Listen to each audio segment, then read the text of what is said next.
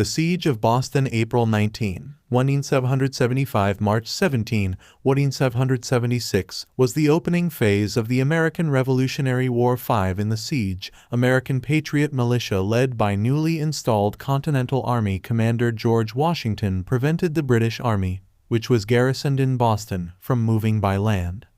Both sides faced resource, supply, and personnel challenges during the siege.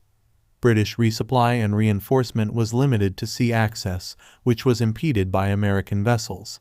The British ultimately abandoned Boston after 11 months, moving their troops and equipment north to Nova Scotia. The siege began on April 19 after the Revolutionary War's first battles at Lexington and Concord, when Massachusetts militias blocked land access to Boston. The Continental Congress, meeting in Philadelphia, formed the Continental Army from the militias involved in the fighting and appointed George Washington as commander-in-chief.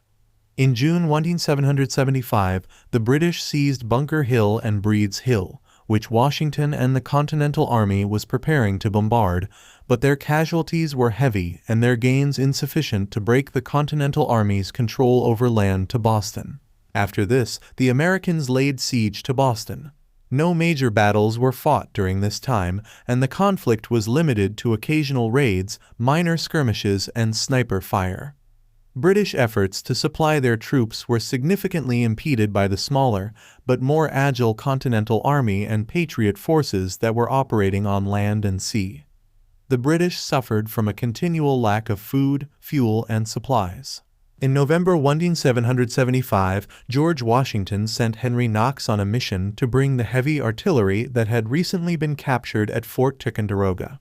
In a technically complex and demanding operation, Knox brought the cannons to Boston in January 1776, and this artillery fortified Dorchester Heights, which overlooked Boston Harbor. This development threatened to cut off the British supply lifeline from the sea. British commander William Howe saw his position as indefensible, and he withdrew his forces from Boston to Halifax, Nova Scotia on March 17.